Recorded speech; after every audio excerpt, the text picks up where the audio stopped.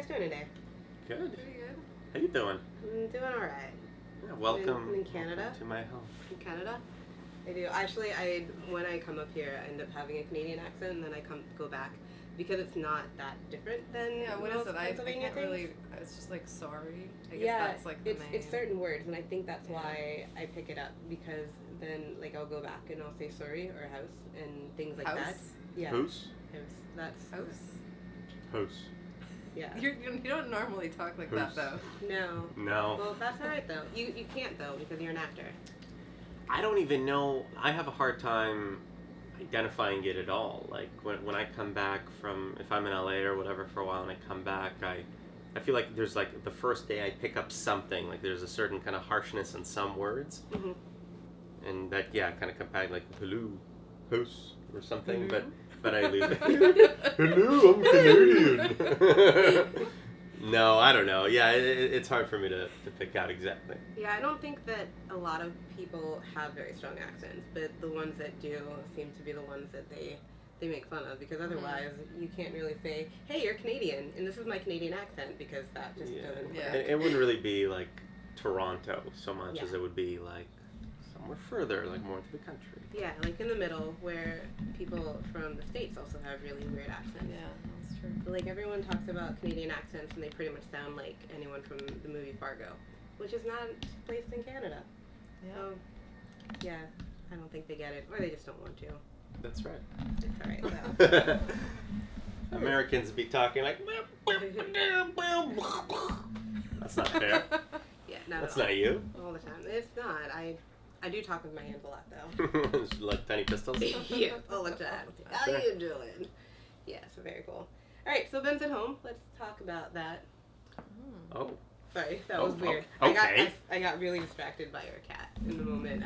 I was going to say something a lot more eloquent, and then I was kind of like, oh, kitty, I'm going to pet. Wait, no, I have to I Mrs. know. pet. As soon as I start petting, I feel like just taking a little nap. Yeah. Snoozing. Yeah, but it's going well, right? You're doing a lot of festival stuff, and you just had a run somewhere around here. Yeah, we're still in the theaters in Toronto. Awesome. And then we are going to Regina and Calgary. So it's been good. I mean, it's our first feature, so it's kind of everything is new, and you know, we kind of have to remind ourselves that this is really awesome. This is what we've been like dreaming about since we were kids, and so it's so nice to see it come this far. Have you been planning to make a feature for a while? Well, no.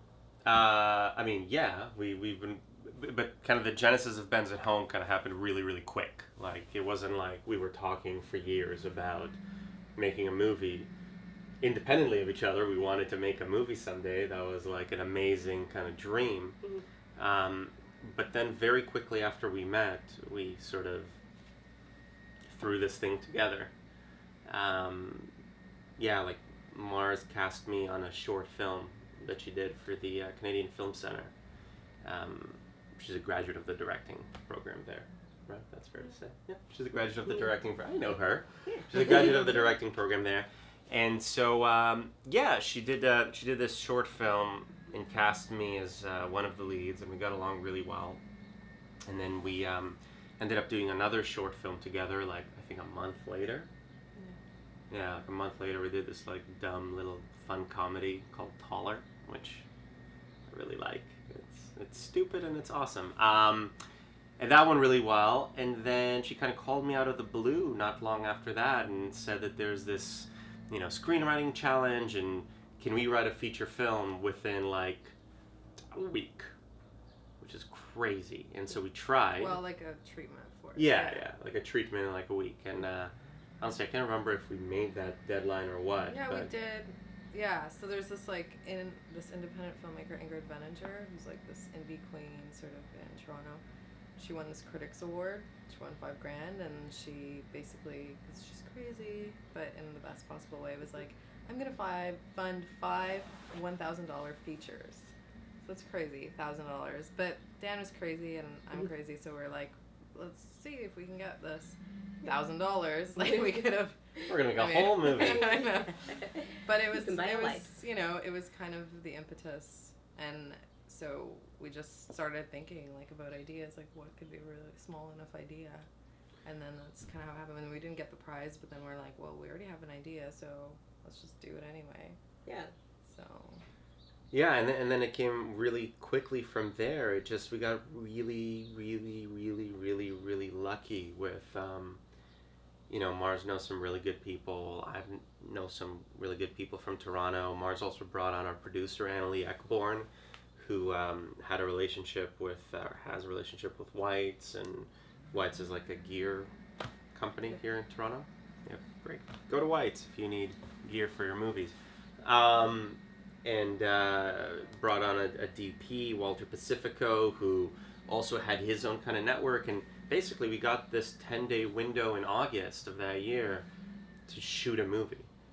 And so we started writing knowing that we need to finish the screenplay in like the next month so that we can be on set and have something for people to do. And so, yeah, that's how we came up with Ben's at Home. We wanted to tell a story that's pretty contained and people can come to the hero, and we can do it mostly in one location. So we shot it here.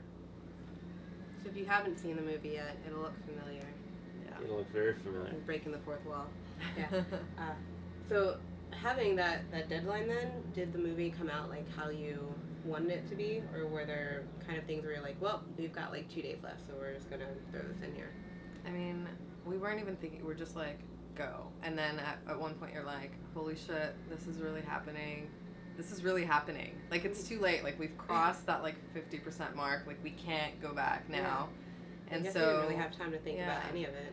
And I mean, what we did to kind of help with that was we shot in chronological order as much as possible, so that Dan and I could kind of rewrite if we needed to. So if we had like beats happening that had happened, or we needed to, we're like, oh, it would make sense right now, and you can gauge it kind of intuitively. We could go aside and be like, okay, like what do we need from the scene? And so that really helped with kind of rewriting things as we needed to, and sort of shaping the story, because we had such limited time. So that's kind of how we dealt with it. And yeah, obviously, like, if we had had more time, it would have been a different movie, I'm sure. But I think there's something great about just having written it, and like so much working with intuitively, and kind of not polishing off all the corners and letting it be a little bit raw. Like, I think that energy is a good energy. So yeah. I can't say what it would have been if we had done it differently. Yeah, I don't think, and that's a testament to you as a director, getting everything just so, but I don't think we ran out of time for anything. Yeah, no. Right? We weren't missing anything. No, it was an intense, like, we had a like skeleton crew, so I had this like giant spreadsheet that I made. Like, we didn't have an AD or wardrobe or any art department, so or it's continuity, just this like just or this anything. Big spreadsheet where I would kind of keep track of like what, like the wardrobe, and like, just I would have these like half an hour windows in the morning to plan my day, which were like so precious. There's only one day where I didn't have that time, and it was like I hated that, because I came in like, it still worked out, but it was just like you had that little bit of time, and the night before we'd be calling to crew up. Like, it was just crazy, but it was the best at the same time, because everybody was all in, and we were like, oh my god, we're making a movie, this is the best. Like, Dan was living here with all this gear, like kind of living the story of the character, because he didn't leave the house the whole time, and it was really special. So did that feel intrusive, having all the stuff here? Like, no, I really enjoyed it. Yeah, I really enjoyed it. Well, I mean, a good reality TV star then. Yeah, well, no. What made me enjoy it? No, why I enjoyed it so much was because it really was like, it felt like a dream come true. Like, I always wanted to be, I'm an actor, right? I want to have like a meaty role. Like, that's all I've ever wanted, was to have a role I could really sink my teeth into, and a character that grows and develops, and to have one that's also one that we wrote in a story that we put together, we care about. It really felt like a dream come true. So kind of waking up and seeing the gear around me just helped reinforce that, sort of, it just felt like, wow, I'm living in it, like it, and that was, I thought that was really, really cool. Nice. Yeah, I love that. Yeah, so having such a short time, like, kind of exciting, but also scary if you're doing it chronological, because if you ran out of time, you could be like, oh, well, I guess we don't have an ending to this movie.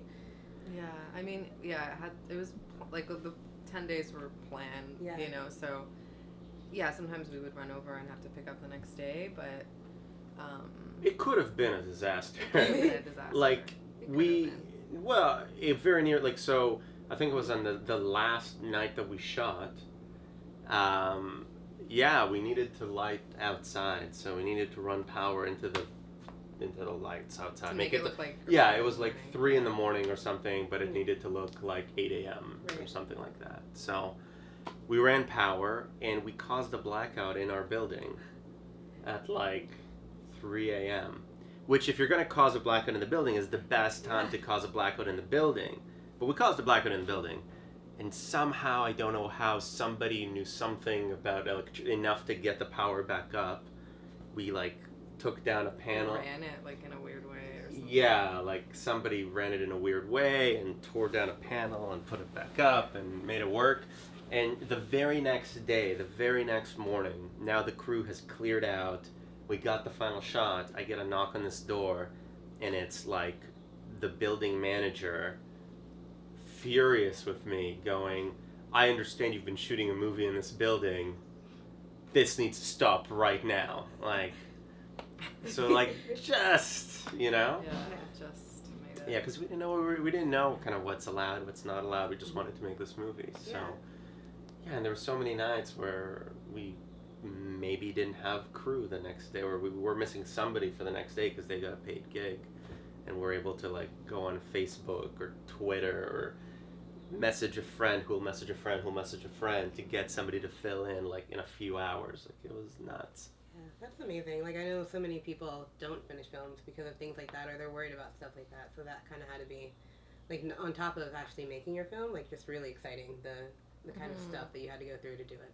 Like, it's one of those, like, once you're big and famous in Hollywood, like, you still look back on the story and, like, yeah, here's where I started out.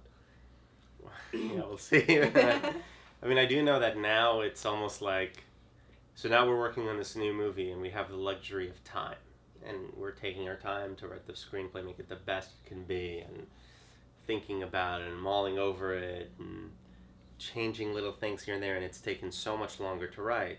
We're very, very, very, very proud of it, but I do kind of miss the whole, like, no, we need to write the screenplay in the next month. It's done. Now the time is up, it's done. And same thing with shooting. I mean, now we're trying to do everything exactly by the book and plan everything out very, very nicely. And a part of me just wants to, get a couple people together, put on a camera, and just let's go try to make it work with the script we have. And, there's something kind of beautiful about that, and being forced to figure it out.